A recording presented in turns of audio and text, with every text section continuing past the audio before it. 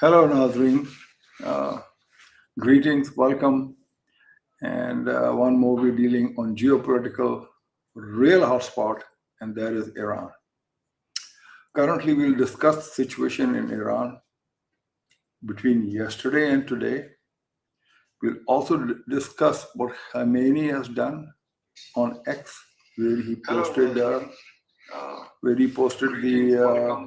do you call Trump's picture in the coffin, and which was not a good move, I would say. What are the Trump's option on Iran? We'll discuss those, and then we will project what most likely Americans are going to do. It is getting pretty serious, this thing. There are also reports saying Pakistan is involved. Air bases, flying tankers, refueling jets. We will discuss that too. And at the end, there are some good news, and I want to share them too. Pakistan is all set to acquire a upgraded latest J-35 stealth fighter from China with a flying boom. What is that? We'll talk about it. It's an awesome thing, what it does. Anyway, and lastly but not the least,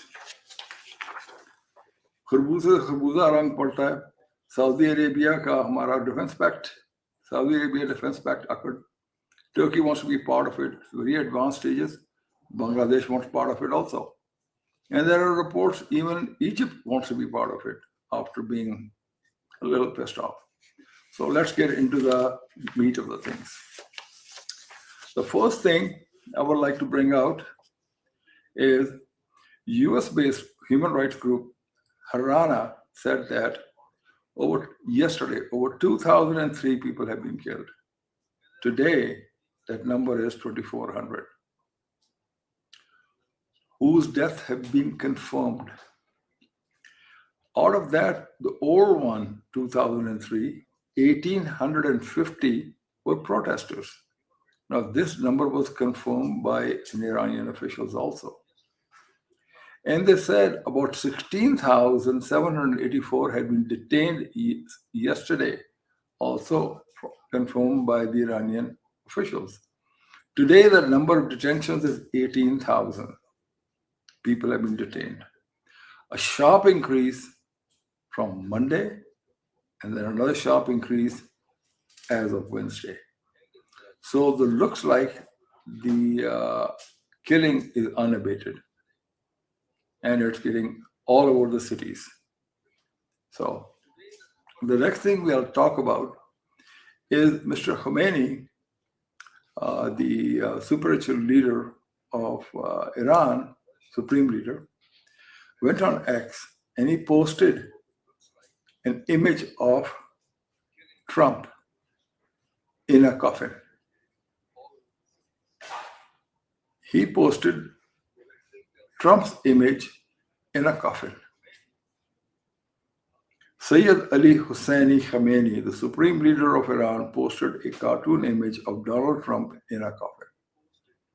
The image posted on X depicts Trump in a coffin, surrounded by symbols of United States, and the coffin is destroyed.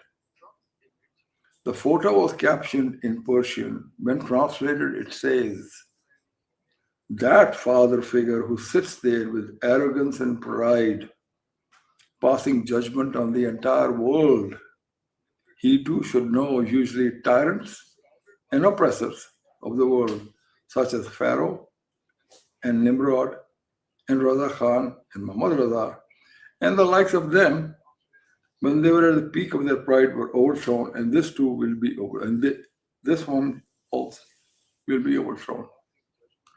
Now, everybody knows that's quite a provocation to Donald Trump. Anyway, Donald Trump is probably going to do something. So what we're going to do next is explore what are the options he can do. Now, obviously, Americans or Israelis are not going to put any boots on the ground.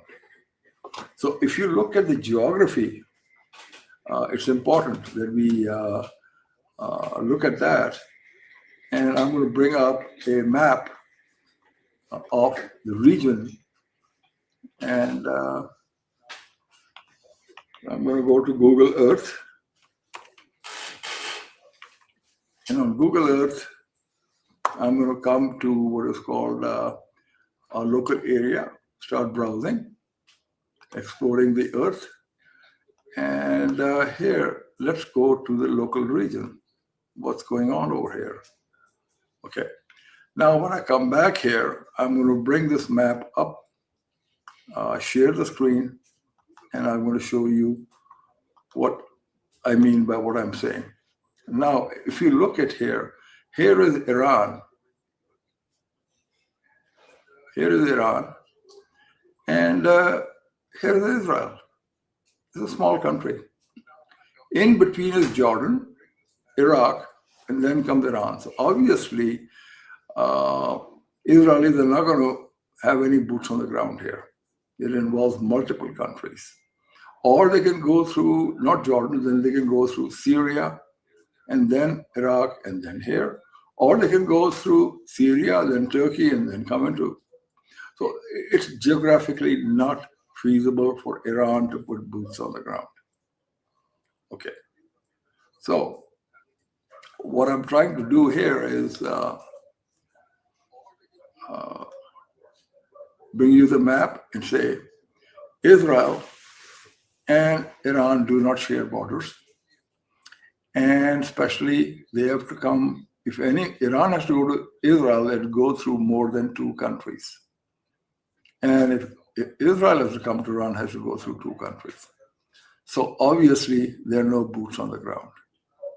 Second thing, also, will Americans put boots on the ground? No. As a matter of fact, in Doha, which is this area over here, Dubai, and Doha, which is in Qatar, Americans are removing their troops, service personnel from Qatar.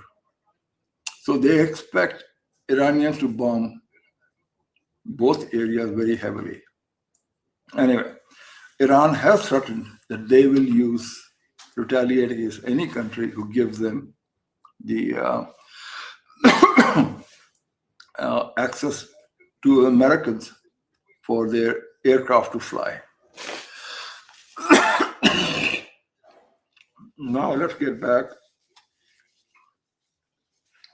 in terms of what the original map was. Now, to show you what Iran is, if you look at Iran, it's out of the 90 million Iranians, only 50 million are Persians. And if you look at it, Persians are basically pale yellow around this area, okay? The rest are non-Persian speaking, 40 million, all the way from Balochis, Afghanis, Arabs, and everybody else. Now we'll talk about what are the options, okay, for Trump. Okay. And I would say the options he has, Mr. Trump, his first one is symbolic strike. I mean, alamti. Well, hit some barracks of the Islamic Revolutionary Guard, destroy a naval facility, take out command center, enough to say we did something. But not enough to be called a war. Messaging strikes know the script. They satisfy a political imperative to act. They give President his talking point, let everybody move on, accomplish nothing. Now, it doesn't look like it. Scenario 2, you decapacitate the authoritarian regime, like what they did in Venezuela. The guys with guns take over in Iran, most organized, best armed, cohesive force. So if they take the Ayatollahs out, the IRGC goons are going to run in and take over and install something else and look for legitimacy. It is the IRGC with roughly 190,000 personnel across ground level air branches. A decapacitation strike does not eliminate IRGC. It sets up a scramble for power in which they start with every advantage. So in this case, any of the Iranians looking for a change away from this authoritarian regime, they get nothing. So the protesters get nothing. The scenario 3 is sustained likely outcome of the first one or the second one. They will reach out to Washington to get a deal. We are so sorry. We will negotiate the nuclear program, scale back adventurism, do whatever it takes to preserve their wealth and power. For protesters, will be pretty irony, America intervene on the behalf only to midwife a regime more brutal and efficient than the clerical one replaced. So what can they, if they replace it with another regime, it probably won't help the Iranians. No. But it is likely decapacitation strike. It may include more than the Ayatollahs or the Ayatollah. So we have to wait and see. The other one is scenario 3 is sustained campaign. This is over weeks. And my projection earlier was this is what they're going to be trying. And my guess is what this is. I'll show it to you what that means. A sustained aerial campaign to degrade Iran's security apparatus. So they're going to hit them all over the place. Wherever the IRGCs, guys take their head out, the police take it out, shoot at the protesters, they're going to come and bomb them. So they're going to get very careful. The upper hand shifts to the protesters and the people, and they ship some arms and guns to the protesters. So they're going to start coming after them in a club.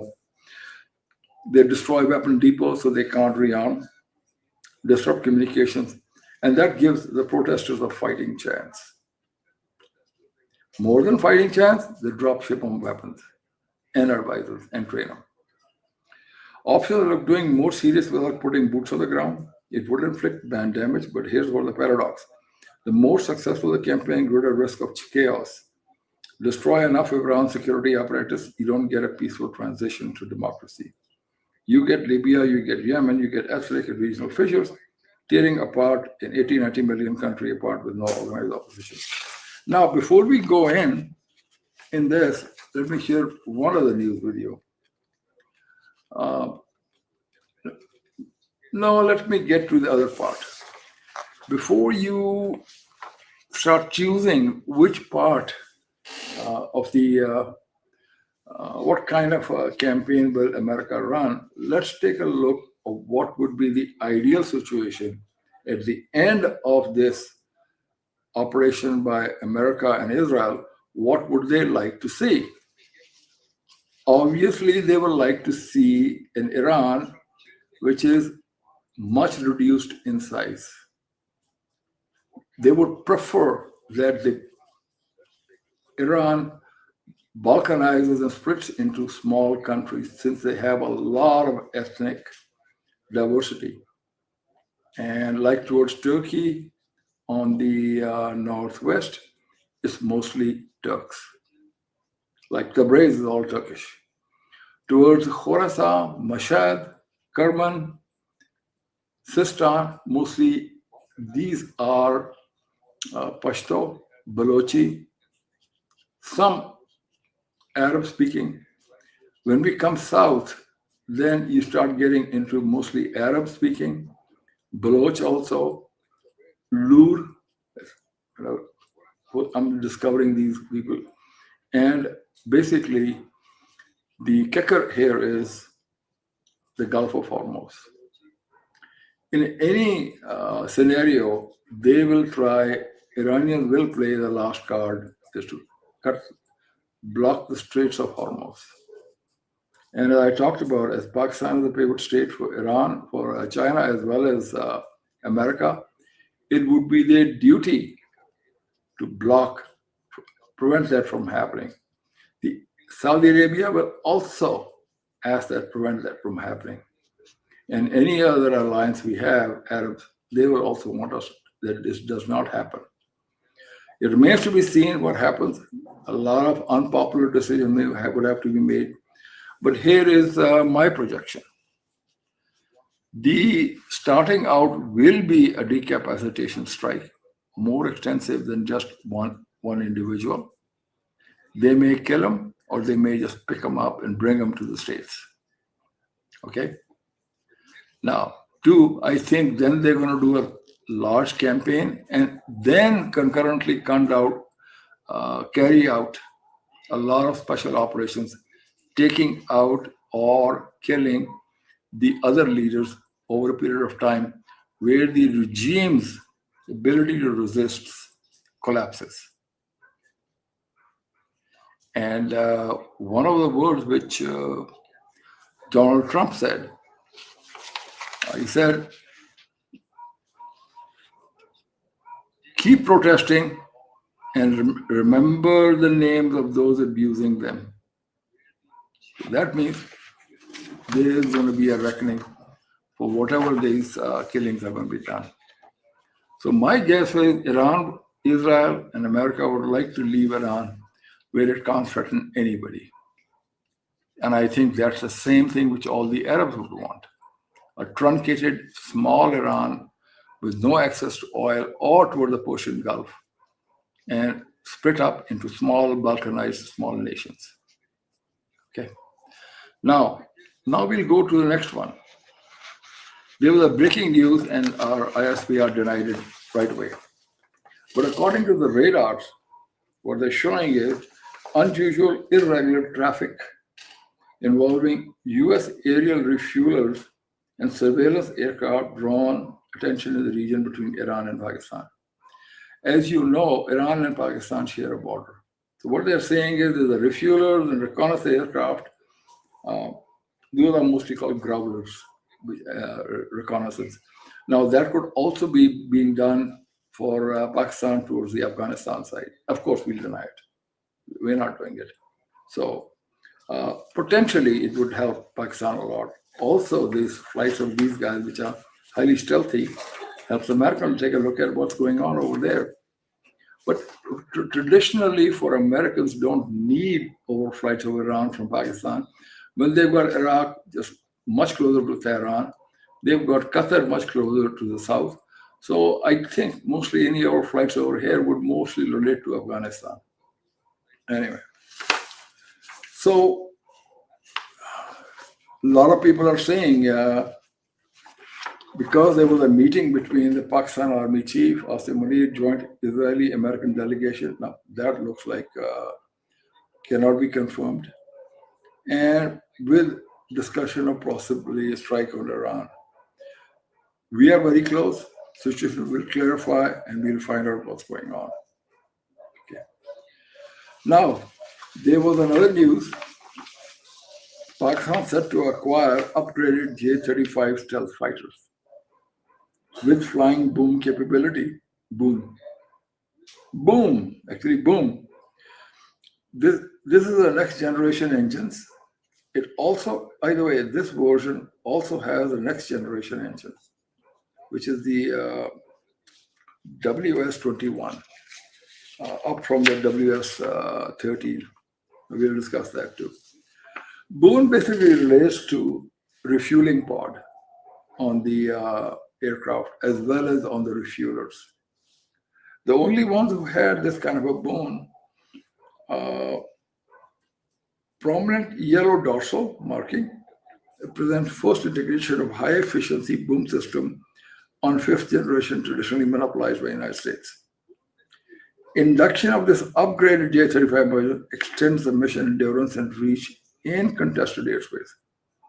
How it will reshape, this will definitely reshape South Asia, the power dynamics.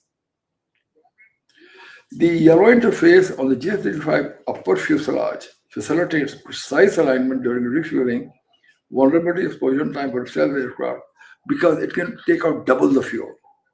So it doesn't need a long time to be hooked into the refueler. And that means it doesn't need to rely on external fuel tanks. You know, when it takes off, almost 1/3, 1/4 of the fuel is used. They just refuel that right away, and then they have a longer range. Okay. Now, the J-35 now has the WS-21 turbofan engines. It has serrated nozzle to reduce infrared detectability, which is excellent. Thrust weight ratio and superior fuel efficiency. The power plants allow super cruise Super cruise means we can go around all the way down to Andaman, run around there, can't take a vacation and then come back. 5,000 kilometers range. So our aircraft will be able to go all over India, attack whatever we want, precisely, exactly, and then come back and have, if you wanted to go again, you can again refuel and then come back again. So we have the ability to keep striking repeatedly. The Bune refueling feature allows seamless integration with future Chinese supplied tankers, enhancing endurance for deep penetration in missions. That's interesting. So looks like Pakistan delayed the implementation of the J-35, the induction into the Pakistan Air Force, or maybe they have now declared it, to get this kind of facility, which is awesome. Stealth, 5,000 kilometer range with refueling capability, aerial, in half the time it normally takes. Now this puts us up to snuff with anything the West has or Russians have. Last, also, Khubuza rang pakarta hai. Turkey and Pakistan are in deep conversations on a defense pact. They want to join with Saudi Arabia. And Bangladesh, their chief is here. They want to join in too. Now, one thing is coming out pretty interesting from all this. Saudi Arabia, Bangladesh, Iraq, Libya, they all want JF-17 Thunder. That gives them long-range capability, and it gives any Western-supplied or Russian-supplied country a beware advantage to the owner of the J-17 Thunder. So a lot of them will buy F-15s, Rafales, anything else, even Indonesia, but they're going to back it up with J-17 Thunder, the PL-15s, long range. Now, Bangladesh wants to integrate into a defense alliance involving Pakistan, Turkey, and Saudi Arabia. But they will do it after the general election scheduled for February 12th. They want the new government to basically come in and then put their stamp on it. In recent high-level engagement between Islamabad and Dhaka, coupled with the existing strategic mutual defense agreement between Pakistan and SAB, have included discussion by expanding the pact. Okay. Recent support indicate Turkey is in advanced stages of joining the Saudi-Pak arrangement, with progressing rapidly as of January 26. Russian defense collaboration with Pakistan include joint naval shipbuilding, upgrades to the F-16 aircraft, while improving ties with Saudi Arabia focused on economic and military domains. With Turkey, the bloc could evolve into a formidable trilateral entity. And I think it's beginning to expand. We just need to be very careful how we expand it. The timing of any formalization with Bangladesh linked to the February elections, which will install a new government to review and endorse the proposed pact. Bangladesh's forces goal, 2030 modernization program, aligned with seeking expertise from partners like Pakistan, particularly in training and technology transfers, enhancing Dhaka's capability in evolving regional challenges. Now, that's what I had for news at Iran. I still project America will go for Iran, and they will do surgical strikes, decapacitation.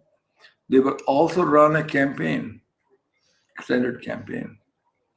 And this basically Trump has already said that he's going to do it, so he's going to do it. Now, some people will like it, some people will not like it.